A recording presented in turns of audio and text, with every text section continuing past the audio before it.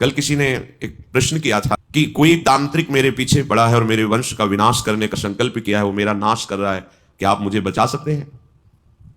आपको सच्ची कहते हैं, किसी भी तंत्र में और किसी भी मंत्र में इतनी ताकत है कि नहीं जो राधा नाम का जप करता है उसके ऊपर प्रयोग हो जाए। ये हम नहीं, अपने आचार्य बड़े बड़े महापुरुषों की बात कह रहे हैं। आपने अपना आराध्य देव मान लिया है और राधा राधा राधा, हम आपको अपने विश्वास और अपने हृदय और अपने आचार्यों की वाणी के अनुसार कहते हैं, किसी भी तंत्र का प्रयोग नहीं होगा। तंत्र का प्रयोग जानते हो कब होता है? जब तुम्हारा अशुभ कर्म तुम्हारे ऊपर लागू होता है तो वैसे ही संयोग बन जाता है और वही तुम्हें दंड देने के लिए तैयार हो जाता है। अगर हमारा कर्म हमको दंड देने के लिए तैयार नहीं तो वैसे भी कोई तुम्हें दंड नहीं दे सकता। यदि तुमने किसी के वंश का विनाश किया है किसी जन्म में तो तुम्हारे वंश का विनाश होगा, वो नहीं तो तुम्हारा कर्म करेगा।